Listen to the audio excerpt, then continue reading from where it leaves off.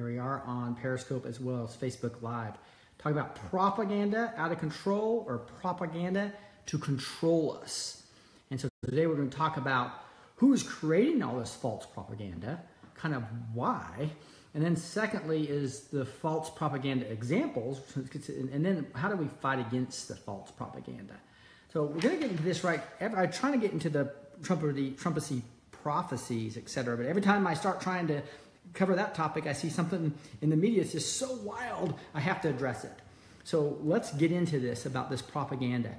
For those of you who don't know me well, go back to some of my other videos you can. But basically, I grew up in Pocatello, Idaho, came to Texas, became a Christian. I was a Democrat. I have a wide variety of views in my lifetime. I love a lot of people that are both Democrat and Republican. I love the melting pot and how we can work together as patriotic Americans. And when I saw Trump win the nomination, I did not vote for him. I was shocked. I did a detailed study of him on multiple books. You can go back and see those books. A detailed study of his anti-Trump people. I started studying from a Christian perspective, also from a perspective of secular, and really started digging into what's going on here. And I believe there's a potential that God is really intervening here in a way I wasn't expecting when I started looking at this. And so I started studying all of this media and propaganda as well, and it just started to shock me when I started seeing the truth. And I call it. You'll hear me talk a lot about the red pill. I mean that just like in the movie The Matrix, I guess I took the red pill and was really searching for the truth versus just believing everything I was seeing in the media. You know, basically on my iPhone, looking at the news app. Basically looking at just watching TV in general, watching NBC, CBS, whatever. That's where I was getting my news. And when I started looking at really what was going on, I was shocked. And so that's what this is going to be about, getting into who's creating the propaganda that's false. So we all know the example of propaganda. Number one example is weapons of mass destruction. We know about weapons of mass destruction, right? We know that was false. We know it actually was, some studies go back and show that we actually forced confessions falsely out of people out of Guatemala Bay and actually used that as well as others. And again, dishonest people within our intelligence agencies to create that. Part of the reason could be, which you'll see in a second, could be because of the fact that unlike most countries in the world, at that point in time, Iraq was not under the central banking system, right? So could that be having anything to do with it? We'll talk about that as we go. So who is the people? Who are the people that are actually creating this false propaganda? Who's doing this? And so my answer to that, as I do more and more study and more detailed study, is elites and globalists. So elites and globalists. So we have to define that because that means a lot of things to different people, right? So who's controlling most of our money? Who's controlling the most of the power? Who has most of the wealth in the world? And if you, as more and more information is coming out, we're realizing it's not really the Bill Gates and the Jeff Bezos of the world as much as it is the central bankers. It's the Rothschilds of the world, the Rockefellers of the world, and all that clan. And if we really look into it, that's the number one of who's creating false propaganda. These elites and globalists primarily are these central bankers and the leaders within that. Many of them, people call them the cabal, right? But anyway, we do know that the Federal Reserve is not even a federal organization. It's a private organization owned by all these elites, right? These elites want globalism. They want free trade. They want to be able to control all the money supply of the entire world. Interesting enough, when we got the false propaganda of weapons of mass destruction, Iraq was not part of that. Saddam Hussein wouldn't do it. He's no longer in power. Now they're under the central banking system. Interesting enough. But anyway, when we look at the United States and who could be threatened and wanting to give us propaganda to control us, well, number one is obviously the central bankers who control the world supply of money. They also, and so these globalists and these elites, again, are number one. So when we talk about that, we're talking about the central bankers. Then we talk about the political establishment. And what's interesting, this is not a right versus left thing. I talk a lot about that. It's very important to realize if you do not want to be controlled by propaganda and false propaganda like we were with weapons of mass destruction, you need to understand that the political establishment, which includes these longtime Republicans and longtime Democrats, and these longtime people that have been in the CIA and the rogue people in different parts of the NSA, etc., they are become part of this deep state we talk about. That's number 2. Number 3 is the media. The media has some elites in there, as well as they're controlling some of them, which I'll talk about in a second. Hollywood, some of the most wealthy people in the world, part of the gang. They want to maintain control. And then Silicon Valley giants, I would add Wall Street in there as well, where they actually have so much power and so much control. They want globalism too. Cheaper labor, ability to free trade. So globalists and elites are now controlling most of the media, most of the narratives, most of our culture, etc. So this is when I talk about elites and globalists, this is what I want to make sure you know. And they're the ones who now control the media.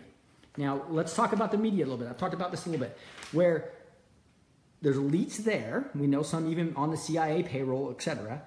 There's also significant amount that are under control. I showed you the pictures of The Firm. Remember that Tom Cruise movie where he and his wife were being filmed and recorded, and they were trying to find him to do something wrong. Unfortunately, that's happened quite a bit within the political establishment. It's happened a lot within the media to where they can control a narrative. And it's pretty easy to see. And we're going to go through some examples of those narratives here in a second. But let's first talk about why would these elites be threatened right now? Why are they threatened? So let's think about that. And what are they threatened by? Here's some examples. If you really look what they're threatened by. I've talked about the melting pot. Patriots, pro-American, pro-capitalist with a strong economy. You take all the different types of people in the world. We talked about this, right? And all these different types of races and creeds and political beliefs and color and genders and all these people, right? And you mix them up, we've got this great melting pot. And that's worked so well in America, where we come together with the same values, and we're pro-American, we're pro-patriots, and we just have this great economy that's one of the best economies in the world. That's hard to control. When you become an elite, and this becomes powerful, a lot more people come up that's not elites, and it's real. And so controlling the money supply is important. And John F. K. was against the control of the world, the banking system. So was Lincoln back in those days, and obviously so is now Trump, who's attacking the Federal Reserve. So when you look about it, the whole strong economy thing, the melting pot is a threat to them. Another threat to them is eliminating special interest power. A threat if term limits, making sure you can't go between these these businesses, as well as going to the political to politics. We have politicians that come in broke and end up incredibly wealthy 10 years later. It's because of the corrupt system and all these special interests. So anybody who's attacking that's a problem. And obviously, anybody that's populism and nationalism, America first, anti-globalism, is a threat to them. So who do you think is the biggest threat to them? It's the people that come together as patriots, wanting pro-capitalism and be able to have an American dream. And it's Trump.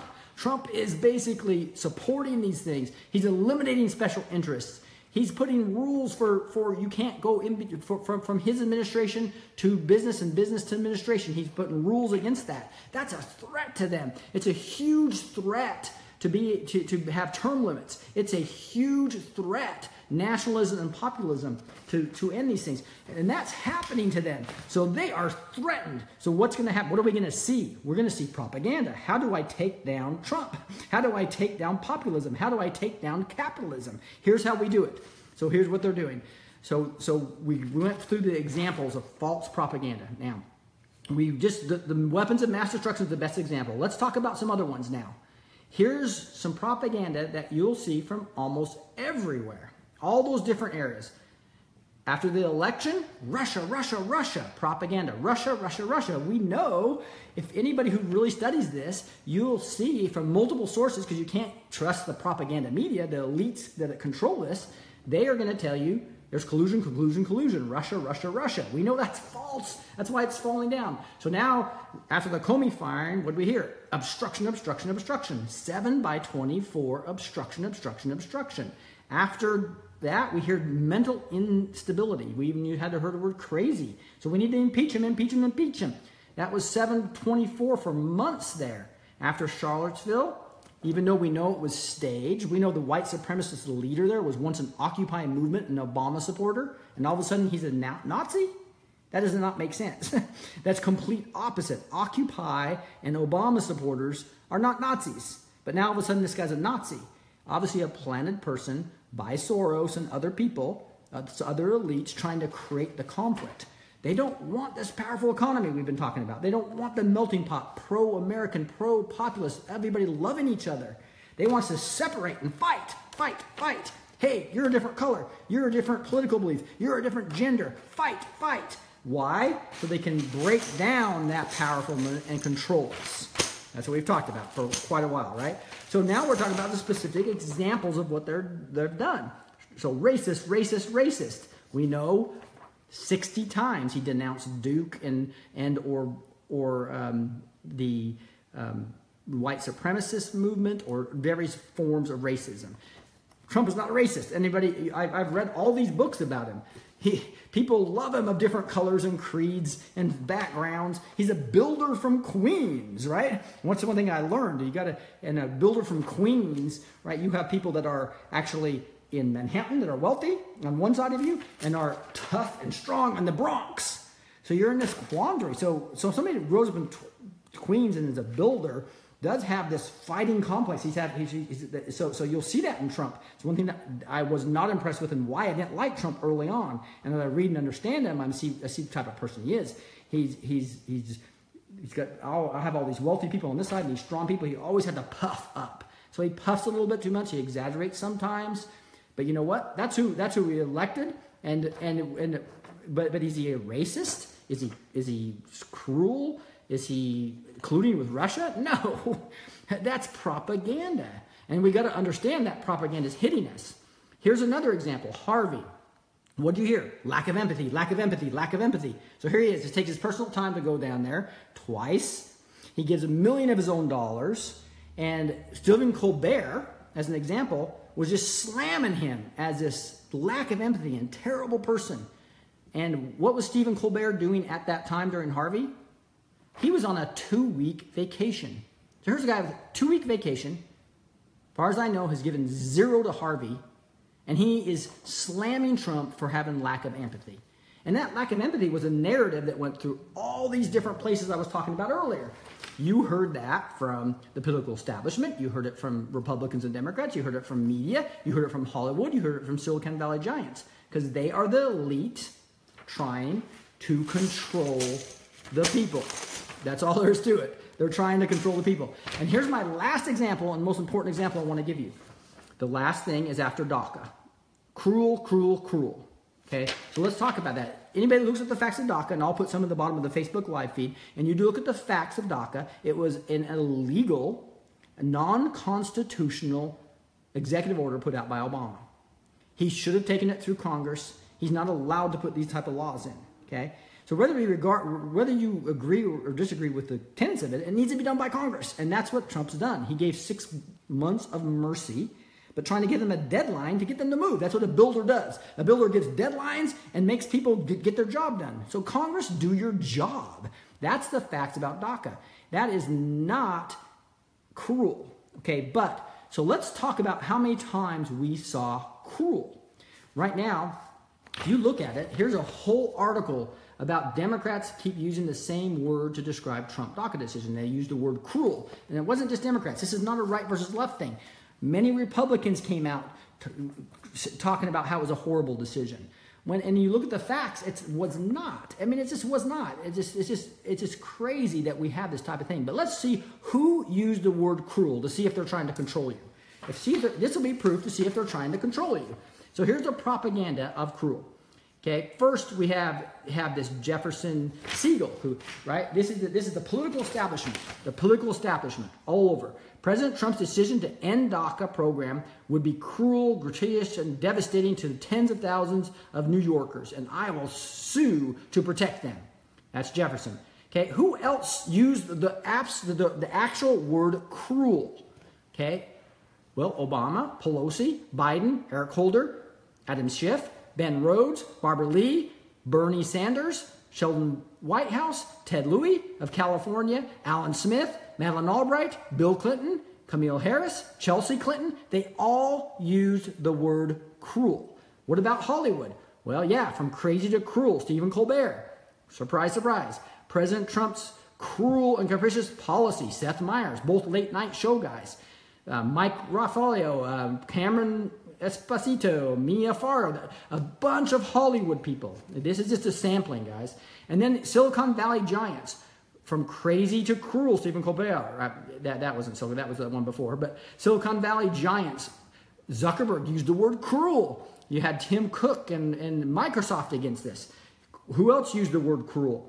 Bob Iger of Trump's decisions, cruel and misguided. He's a Walt Disney. So here's a Wall Street guy using the word cruel. And then we've got academia. The president of Harvard used the word cruel. Who else? CNN, ABC, CBS, MSNBC, New York Times, Washington Post, over and over and over, cruel, cruel, cruel. That's called a psyop. That's called propaganda. That's what they're trying to do to control you.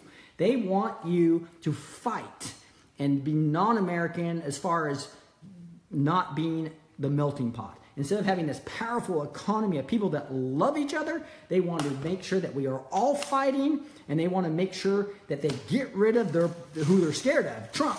They want to control us, break apart the Rubik's Cube so they can control us. That's what's happening right now.